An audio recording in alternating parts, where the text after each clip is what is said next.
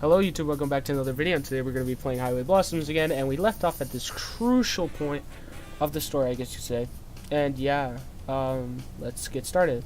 Less than a minute and we're already falling behind. I watch Maria's taillights as she speeds up the road, horn blaring to scare away the cars unfortunate enough to be in her lane.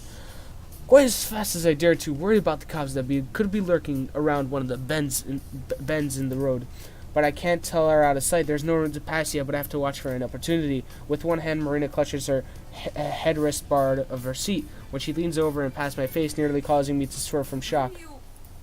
She grabs my seatbelt and bucks me in, then does the same for herself. Okay, now that we're at least not gonna die if you hit something, can you tell me what exactly is happening? She sounds a little frantic and a little curious. So do you remember Balanced Rock? It wasn't one of the places that we visited earlier, but it was one of the spots that on the posters and lots of ads. I think so, or at least hearing about it. There used to be another really famous rock right next to it. Smaller, but a similar shape and everything. They called it Chip Off the Old Block. What do you mean used to be? I was getting to that. A long time ago, like 50 years or something, it fell. Now you can't even tell it apart from the rest of the rocks on the ground. 50 years. So that was Her eyes go wide in understanding, a fact that which I would look for Mariah's rear to take in. still standing when the miner came through. Yeah, exactly. I'll bet you anything he hid the treasure between Balanced Rock and what used to be Chip. I look over again to smile at her, only to see a genuine admiration on her face, her eyes wide and her mouth slightly open. Like always, I can't look at her face too long, but it makes me just start to feel more uncomfortable. Nothing I've said done is that immersive. Even Maria's knew about Chip. But instead of singing my praises again, just faces ahead and a little smile. Then her face clumps up. I see it. A semi has begun pulling out to the road ahead of us. There's no passing lane, so I can't get around him that way. I take the brakes since I have to stop and wait for him to get into the highway. Ahead, I can see Maria, and I just barely a few cars between us have exited, but her lead has grown, and so I make a quick, reckless decision. Something. What are you? I don't wait for her to finish her question, since she grabs onto her seat and she asked it. To answer, I yank the wheel to the left and into other lane, even though it's no pass zone. Headlights far ahead are speeding towards us, maybe a quarter mile away, getting closer. Concrete barrier prevents me from going any further to the left. I smash the gas pedal to the floor, putting all the weight on it. Mariah begins to moan with dread an oncoming car. Its wordless sound, or maybe the start of a name. My heart is in my throat, and I feel beads of sweat on my forehead. One slides down to eye. I can't wipe it away. We even with the semi look now seems to be stopping. He probably noticed me. He's waiting for me to complete my illegal pass. The car ahead of us is close enough that I can see it in our headlight beams. It's a maroon SUV. They're braking as they approach. But I'm still accelerating, going so fast I couldn't stop even time if I wanted to. Like a missile, we shoot forward at least to double the speed limit right now. We come even with the front of the semi, which is hardly rolling. The SUV has come to a complete stop. There barely any room between it and the semi now. And then suddenly we pass the cab of the truck. I wrench the wheel to the right, hard right, throwing us back into our own lane. We zoom past the stopped SUV, who gives me a well-deserved horn blasting. The bassy sound of the semi horns also booms behind us. But it doesn't matter because we're okay. We didn't die. I need to breathe hits me, and I realize that I've been holding it in. I sigh, and a journalist still coursing through me. Oh my god. Amber. I agree with Marina on this one. Her voice cracks. She starts to laugh hysterically. I do too, laughing away the anxiety. The last half minute, it felt like much longer. It's not entirely over yet. Too comfy.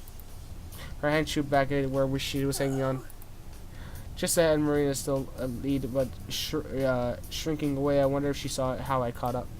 Jamming the gas pedal down again, I start to narrow the distance even more. She takes the exit for acres just a few seconds ahead of me. We blaze through the entry point, flashing our passes at the rangers who barely have time to check in them. Even in the dark, there are a lot of people on the side of the road. I wonder if anyone else had the same realization we did about Chip. Mariah started to gain ground again. I mashed the accelerator farther down, but the motorhome is newer than mine, and it's hard for me to keep up. If I'm going to beat her, I'll have to do it soon. I check to ensure that Mariah is still holding on tight. She is. Just a few feet behind Mariah's vehicle, I illegally swing into other lanes yet again. This is even more risky because of the road's curves at the canyon. An oncoming car had round a bend and completely blindside us.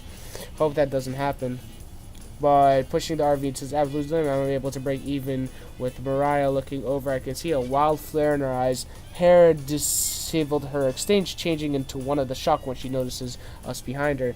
I relish into the look of disbelief as I nudge into the wheel to the right. There's a god awful scraping as the motorhome brushes against Mariah's. Her eyes, as well as Marina's eyes, widen. Things after we pull apart, Mariah's vehicle lurches towards us. Again, there's a sound that makes me want to rip my ears off and fight to keep control of the motorhome and stay on the road. Awestruck bystanders watch us as we pass, but I hardly register them. Still neck to neck, we continue toward Balanced Rock. Though insane luck or divine intervention or something, the road ahead of us is clear. I want to try to shove them off the road again because there are now steep drop-offs that could actually be fatal. But I do have to try something to gain an edge. Just arriving seconds before here isn't enough. A sign visible from a split second informs us that we have 5 miles to Balanced Rock. Why might even be an arrow for next bit? It has been scruffed to be allegedly.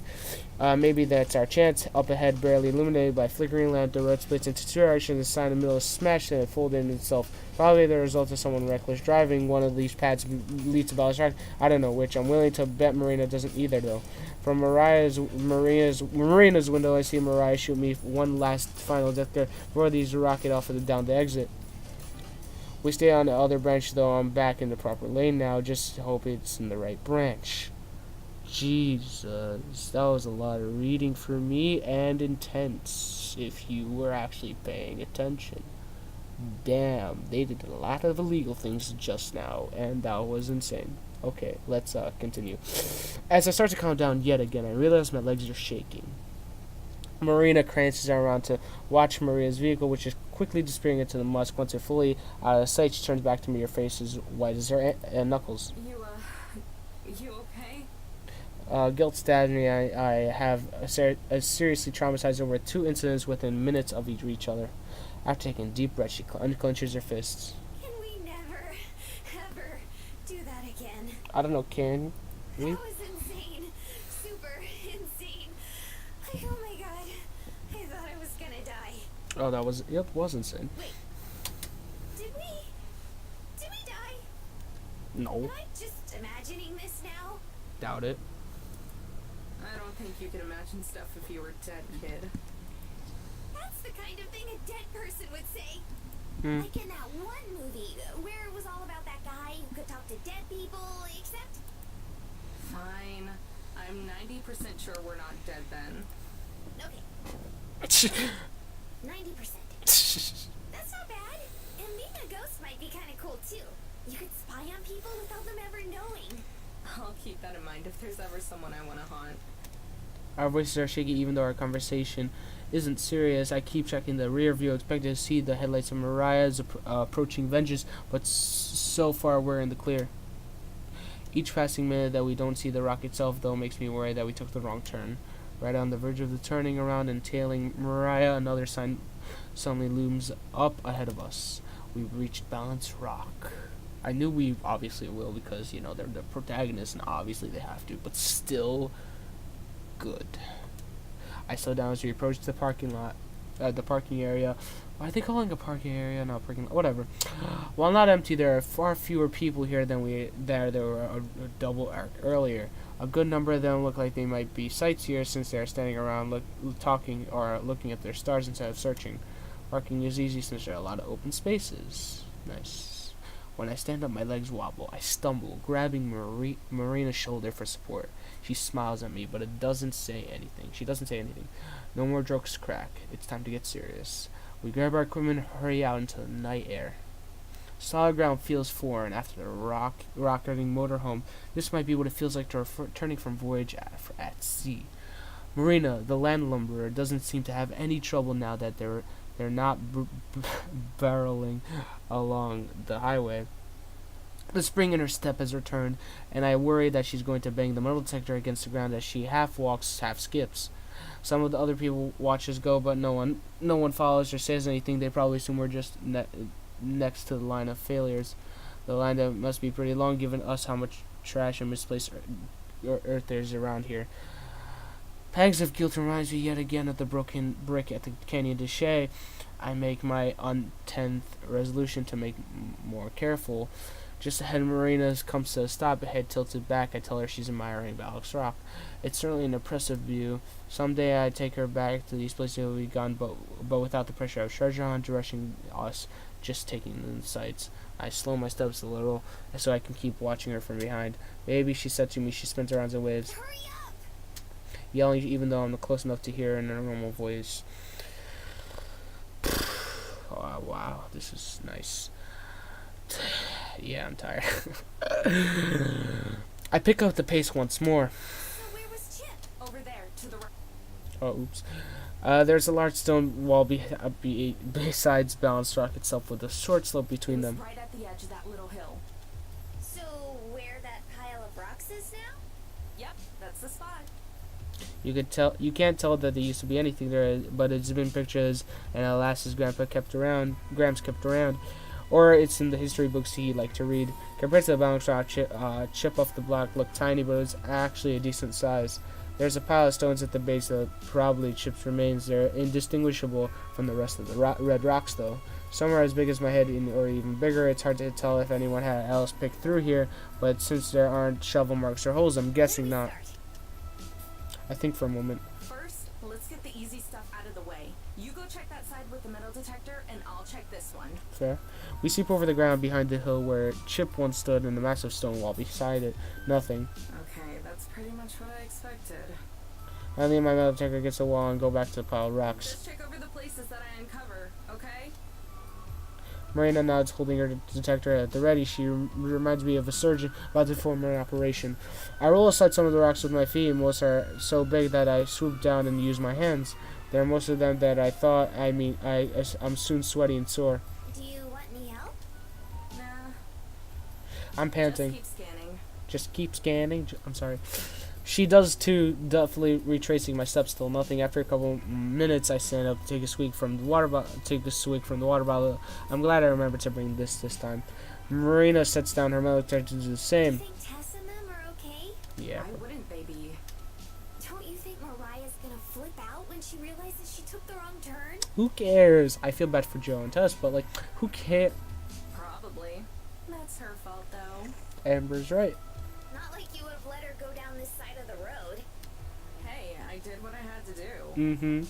Uh-huh. But you're never going to do that again, okay? If we get the next treasure too, I won't have to. When we get it, you meanie. Right. When? Only one more to go after this, one more frantic search, and then I drain my water bottle and clump it up before shoveling into my pocket. Break's over. Back to work. I pop my back and resume moving the rocks out of the way. I've been working for the outer edge of the rock pile inward since they are more concentrated in the center. Like the shadow, Marina continues to stick to me, going where I go. Nearly 10 minutes of uninterrupted shuffling passed by now. I'm expecting Mariah to catch up to get here. But she never arrives. Maybe she just gave up. Although knowing Mariah, that's wishful thinking. I'm just finishing moving a torso-side rock when it happens. Another detector begins to chirp right in earnest. Mariah and I exchange looks and nod. I'll get the shovel. It's leaning up against the wall. The second metal detector, Marina grabs it and starts back at me, towards me. Then double backs to set the metal detector aside as well. I would take the shovel from her. She holds it away. She's taking. You moved all the rocks. Yeah, but I... She frowns at me, and I can tell this is arguing I won't win. Okay. Be careful, though. Don't throw out your shoulder. I know what I'm doing. And she stabs me at the ground while she's wielding a salad fork. Bounces off with a jolt. You need to go at it with more of an angle. Like you're trying to slide it into the ground. I move behind her and adjust her arms a little. Her shoulders are damp with sweat, though I'm drenched with it.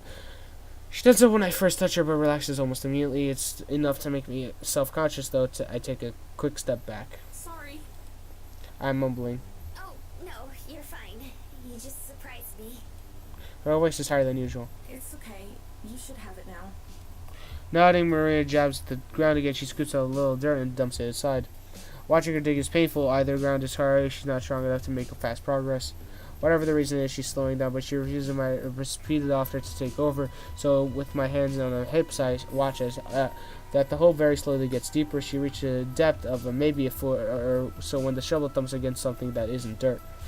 Our eyes instantly meet. I swoop down and brush the little dirt away from the shovel blade.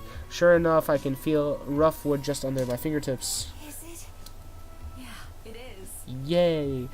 Now she forces the shovel towards me. I don't want to mess it up. Okay. Look out. She steps back a couple feet but leans forward to watch. I scrape the dirt around the spot that we hit, trying to find where the edges are. Once I reveal one corner, I start to dig off the slices of the dirt next to it. Soon the outline of the whole box is visible. I am suck in the sharp breath. My heart is pounding with the same cautious excitement I felt at Shiprock. It hardly feels real, and yet, well, there's only 10% chance that I'm dead, and it isn't. I lift the box out of the ground with the blade of the shovel, and Marina plucks it off. It makes a familiar rattling sound as she moves it. Damn, that high voice. But I hold up my dirty fingers to my lips. Not yet. Looking back towards the parking lot, I can't tell if anyone has seen us dig and find the treasure. Don't say anything until we get back to the car. She's quivering a leaf of excitement, but she managed to keep her mouth mostly shut for now, but not before hissing out excited, "Amber!" I'm just smiling, hope that I can look calm. Marina cradles the box in the crook of her arm like an infant, doing her best to keep it hidden from onlookers as we head back to the motorhome. She carries the shovel in her free hand while I have both metal detectors. I don't even notice the shortness in my arms. Yay!